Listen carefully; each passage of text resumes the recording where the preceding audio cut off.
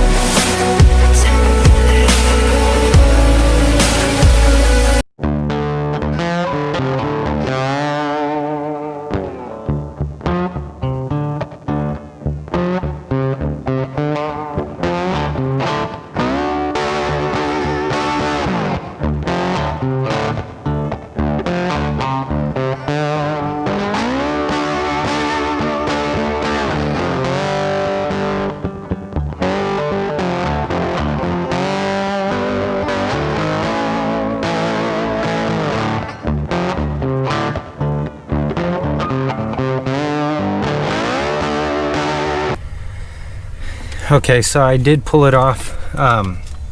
So as you can see closer, there's this little brown tab right here. Same thing, it's underneath at the very bottom. So when you stick the screwdriver in, it's from this side.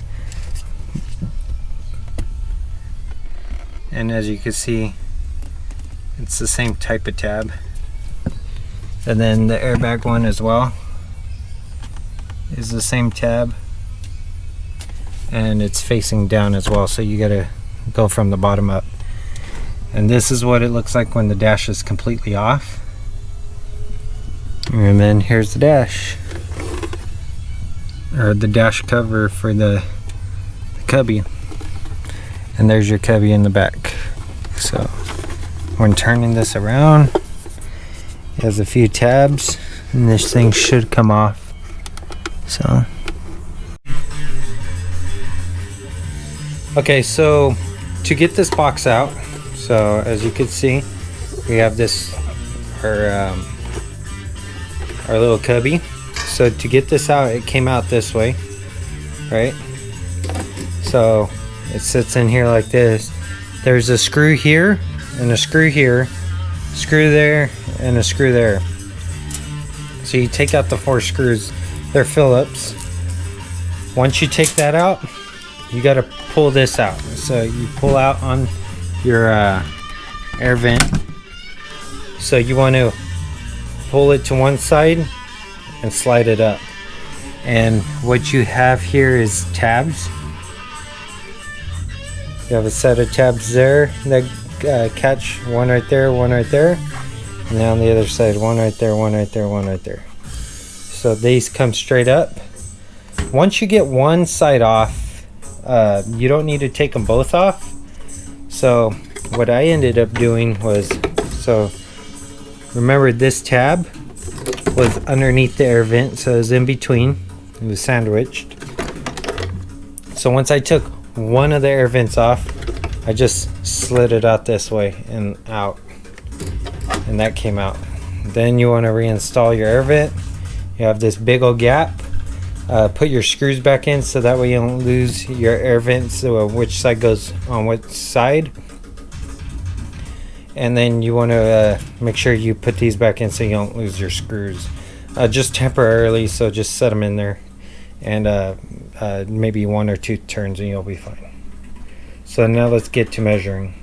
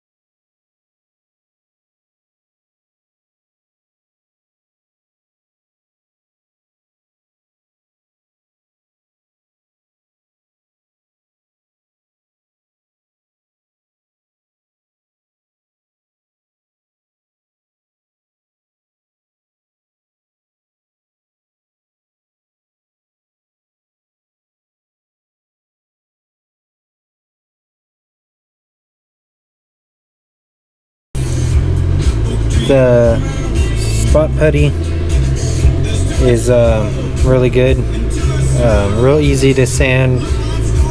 It's a lot easier to apply than the drywall stuff, and way easier to sand, and a lot easier to sculpt as well. So there we have it. You can see on the right hand side areas that I sanded, and now it's just ready for paint. And it filled in a lot of the voids. Since I'm working with such a confined area, it's kind of hard to get in the cracks and the corners and stuff, but it kind of looks crappy because you can see spots of black and spots of pink, but it's actually really smooth and really flat as of now. So let me spray some primer on it and get some paint on it. Okay, so I'm going to try this quick little gluing method out for my plastics on the 370. So I broke this tab off, and it's going to go right there. So the method is use super glue and baking soda and it will dry instantly. So I'm going to use the super glue first, glue it down, and then I'm going to pour baking soda around the area so it hardens really quick. So I believe they use this method on carbon fiber helicopter wings or their props, and they fill in the gaps of gashes or whatever you have, and then they once they fill them in, then they sand them down smooth.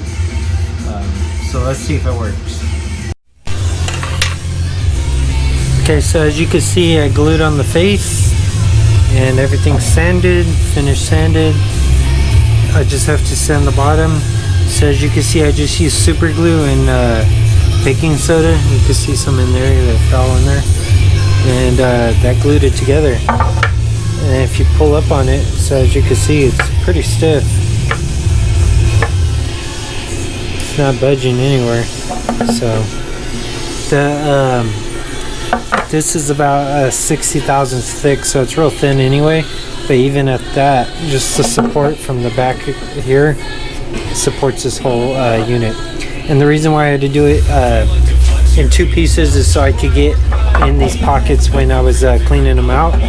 But also I couldn't print this together, because if I did, I would not be able to insert this into the area that it needed to be in, because this would bolt up to the plastic face on the car where the vents are on each side. And then when you go to install this, this would hit on the because I try to maximize my space, so I came down this far. So this would actually hit on the stereo unit plastic. If I would have cut it right here and just went straight back, then I can mount this all together and install it. But I wanted everything to be maximized for that area, because if you own a 370, you know that space is hard to come by. Okay, so before pinning your stuff, wet sand it with some 400 grit. You could go a lot finer, but I see that the 400 grit works perfectly. It left my plastics really smooth, and it did the job. So now I'm gonna paint over them and fix it. So originally I started off with the flat black. Well, I started off with satin black, and satin came out too shiny. So then I went to the flat black, and that looked really dull.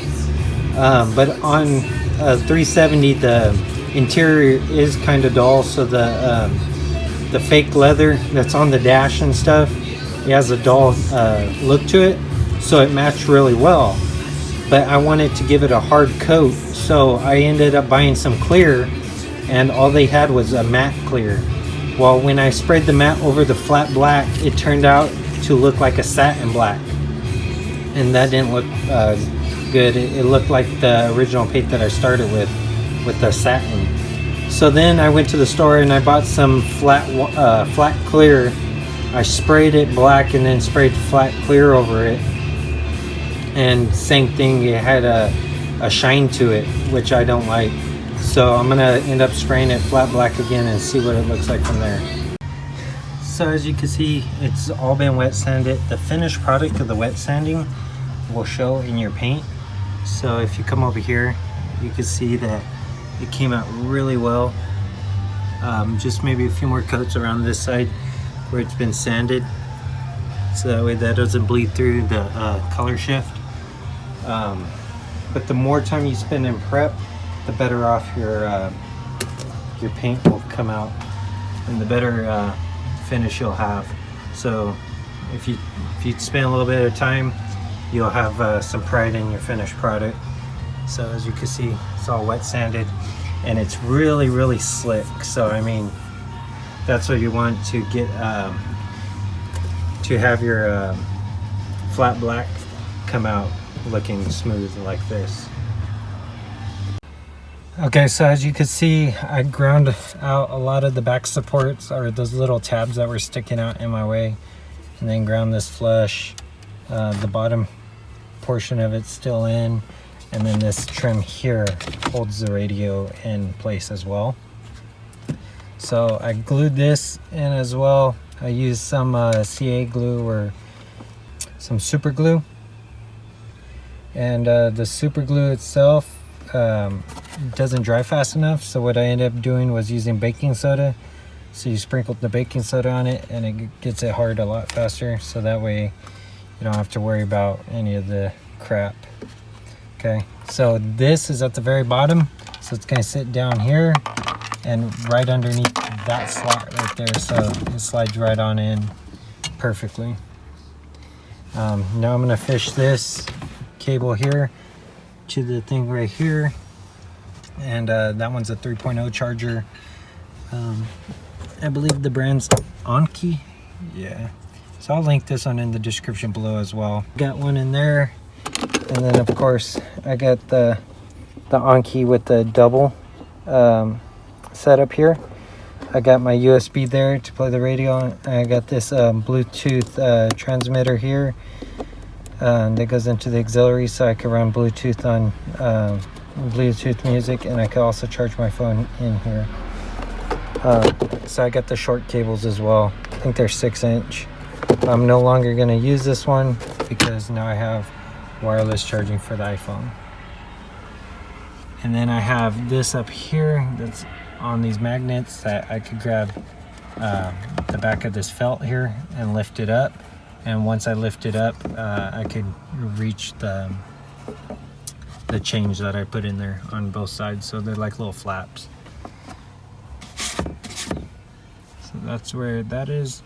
So let's fish it down through there and then see where we're at. Okay, so I routed it through the side right here. And then I routed this through there, have it attached there. So I put a zip tie. So in case I forget that the way it's routed, I actually pull on it, it doesn't pull it out. So what I ended up doing was my 3.0 plug. I have a 90 with the cord that's routed this way. This is a little jumper that goes from USB, the large USB, I believe it's USB type A to USB type A. And we have the male to female, and then that jumper's, let's see, so that jumper's right here. Oh, I mean, no, that jumper's the Anker wireless charger. And then from there, this one is connected in here, right here. I drilled a hole in it. I'm gonna put a grommet in there. I put it under the cigarette lighter area, so that way it's not as noticeable. You just see the little wire sticking up. Okay, and then, so this works here. And then now the iPad, I put these little things on the back. I'm gonna get a lot thinner ones for the future. And for right now, all you gotta do is just slide it in there, line it up, so, and then set it back. And as you can see, it charges. So that's what it looks like. You could pull it out from the bottom right here. I kind of just made this for looks. So as you can see, I just kind of gave it a finished look. Nothing too fancy. And then of course, all you do is grab it in this top right hand corner and slide it out. And you can slide it back in, set it back. So that's the cubby. Alright guys, so that's going to conclude today's video. If you like this install, give it a thumbs up. If you want to see more stuff like this and upcoming adventures that I will be having, hit that subscribe button. Until next time, I'll see you in the next one.